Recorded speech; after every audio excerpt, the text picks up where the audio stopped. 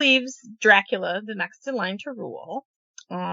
With Ottoman support, he was instated on the throne again in 1448. He used the Ottomans to get him back on the throne, where he reigned for about 2 months before the Hungarians, the boyars, who we talked about, with the boyar support, they took control back of Wallachia. And then Vlad III fled, and his uncle was Prince Bogdan II of Moldavia,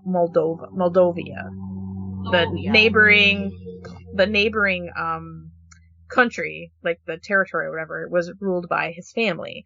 He spent 3 years there with them, with his uncle and his cousin. His cousin Vlad, at the time, Vlad did, yep. So this is, we'll say Dracula spent time there with his uncle and his cousin, who was Prince Stefan. But Bogdan was assassinated in 1451, which forced Vlad to flee again with his cousin to Transylvania, where they were mentored under the Hungarian king Ladislaus and the warrior John Hunyadi, who is the one who killed his father. So they're on the run, and then he goes and stays with his uncle, and then they end up getting killed in another skirmish.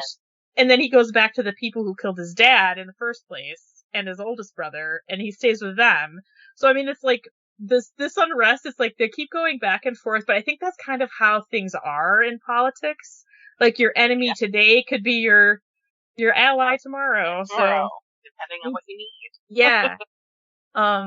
So during this time, Wallachia was ruled by Vladislav II. He was the one who was installed by the Hungarians and the boyars to rule. And Vladislav II had a falling out with John Hunyadi. And John Hunyadi was kind of high up. He was like a general with the Hungarians. And this forced Hunyadi to send Vlad III to depose him. So Vlad III, Dracula, he killed Vladislav in hand-to-hand combat, which reinstated him as ruler of Wallachia. Who is the ruler now? I'm confused. So now Vlad III, Dracula, is ruler of Wallachia. Because the one guy killed the ruler. Okay, got it. Yeah, because he went and he was sent by, and it's so funny because Vladislav II was put on the throne by John Hunyadi and the Hungarians. And then they got mad at Vladislav, so they sent Vlad Dracula there to kill him. So it's like they switched the seat from one to the other and then back to the original. So it's so confusing. When I was reading about this, I had to keep, I was glad I was taking notes so I could look back and see what the hell went on here. Right, you had to, connect the dots. So much. Okay, so after gaining control of the throne, he proceeded, this is Dracula, to execute many of the council members and the boyars who if he felt they were not doing their jobs the way they should have been, or if he didn't trust them, or whatever, he would just, execute them and impale them on sticks. Yeah, they said, during his rule of Wallachia, they had about 400,000 inhabitants. And then after he was done ruling, there were about 60,000 less people that lived there. Wow. Yeah. And he ruled for 6 years, Colleen. 6 years. That's it. 10,000 people a year? That's a total. And he actually ruled, this is his second rule we're talking about, because he ruled before for only a couple of months before they chased him away. And then he came back and ruled for a few more years. And then he was imprisoned for 14 years and then came back and ruled again. So in his total time of ruling, this 6 years, 60,000 members of his country were dead. Oh my God. Mostly by him. I mean, they were in civil war, but a lot of those were killed by himself because he did it himself. Yes. He was actually, his cousin, Prince Stefan, take back the Moldavian throne after his father had been, Prince Stefan's father and Vlad's uncle was killed. But Prince Stefan had a girl cousin. Her name was Justina Slagaji. I murdered her last name, but it's a mouthful. But they wanted Vlad III was promised to marry her. So they were going to kind of combine their houses and make more of a alliance there.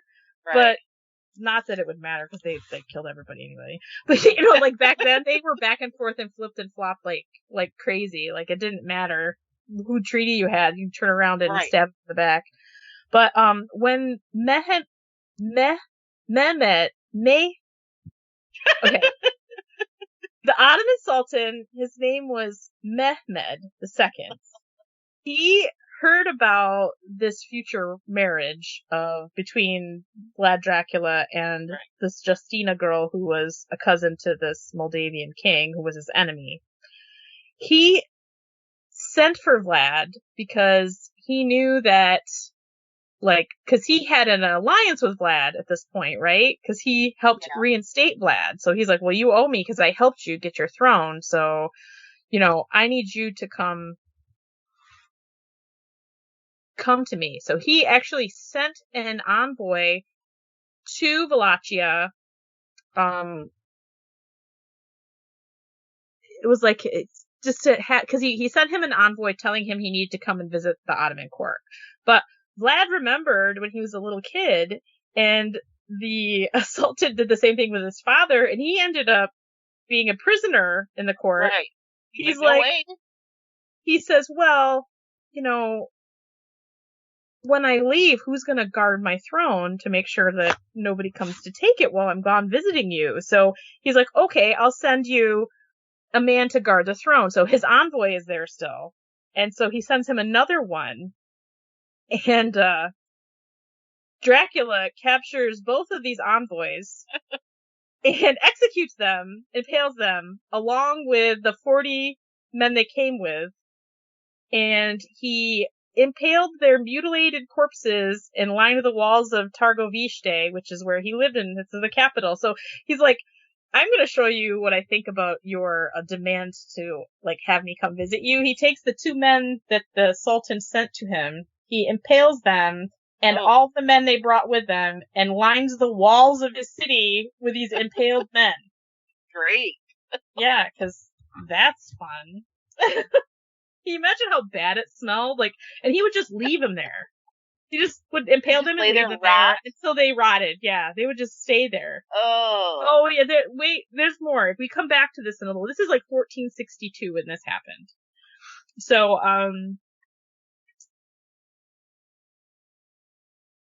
during the conquering, like at this point, Vlad's like, I'm gonna take back all of these little cities and like territories along the Danube River on the way to the Ottoman Empire. I'm going to try to take these back from the Ottomans. This is supposed to be our land.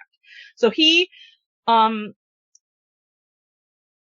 tries to, like, he sends out, like, he's got his army and he's marching down the Danube, and in his words, these are the words of Vlad, he killed 22,883 people at least, because those were the ones whose heads were all accounted for. This isn't counting all the people on the way there. These are just people, like villagers, that he burned alive in their homes. Because he would go by homes and lock the doors, barricade them, and set the places on fire and burn the people alive that were inside, right?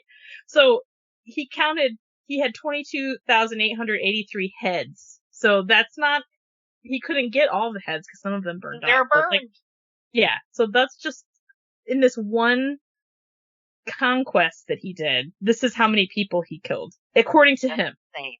So you don't know if he actually killed that many, but he has a very precise number. So in some of the stories that you read, he didn't collect their heads, he cut their noses off and collected their noses, and that's how many noses he had.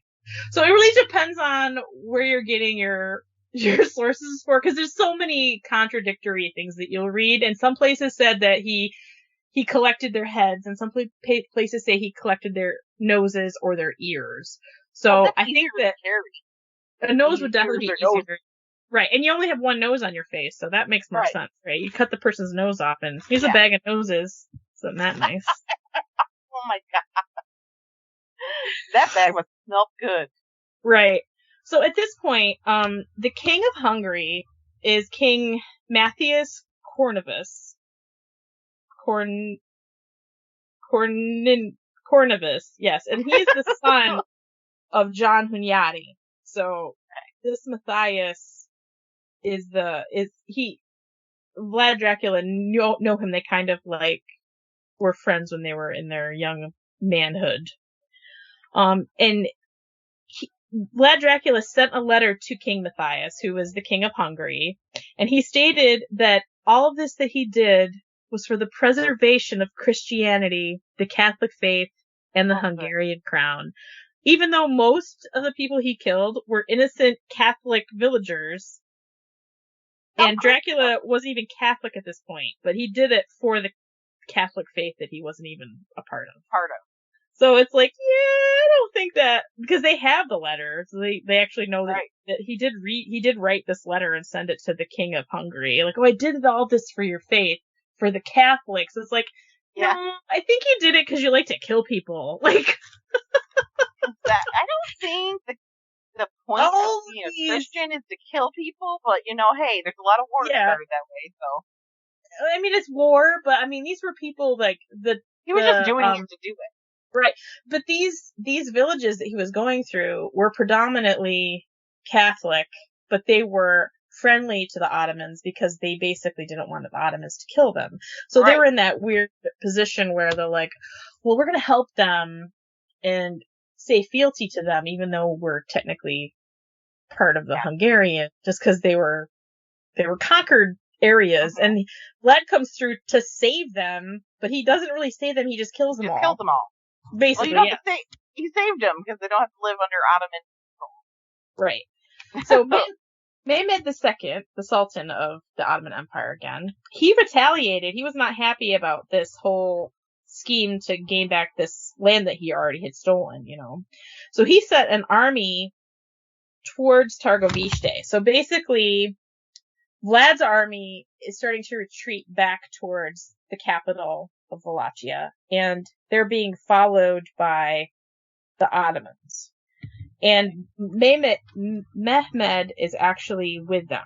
So as they're retreating, they're burning crops, destroying dwellings, leaving nothing behind. So this army that's following them are coming through land that's just destroyed. There's nothing. There's no crops to eat. There's no place for them to stay. It's all burnt to ash. Right. And then when they finally reached the capital, they found it deserted. They're at Targoviste. But for all the impaled people that he left behind, including the two envoys that the Sultan sent, and they found them because they recognized their clothes, I guess. But this is months later, and they're still hanging on these. Oh God! He comes in, and they said that once they see all these people, the Sultan took his army and fled in horror. They get to the capital, and he's like, he did this to his own people. Like, I think we need to go. So they left. To us, yeah. And as a side note, during this campaign, Mehmed brought Radu with him, and his plan was to place him on Vlad's throne after they killed Vlad. They're like, we're gonna destroy Vlad, and we'll just put his brother on the throne who likes me. And Radu at this time was going around gaining support from all the boyars in the area. So like he's going to them and saying, oh, see, I'm a son of Dracula as well. So you should support me because I don't do this to people, like the impalement, which they said that Vlad Dracula probably learned the impalement thing from the Turks because they did that. They did it differently than he ended up doing it, but they still like to impale people. But they would basically stab them through the chest and then hoist them up and have that. Yeah. Vlad did it differently, and I'll go over the way Vlad liked to impale people because it's pretty horrible. We'll get there in a minute. I was hoping. Yes. In 1462, Vlad fled to the Carpathian Mountains, which is virtually he just deserted because he knows that the Ottoman army is bigger than his, right? He's like, I can't. And in hand-to-hand combat, I won't win. So he flees to the Carpathian Mountains, which is in Transylvania, and basically just leaves the throne to Radu, who takes the throne. He's like, here you go. Corvinus, and I'll never say his name right, King Stefan. No,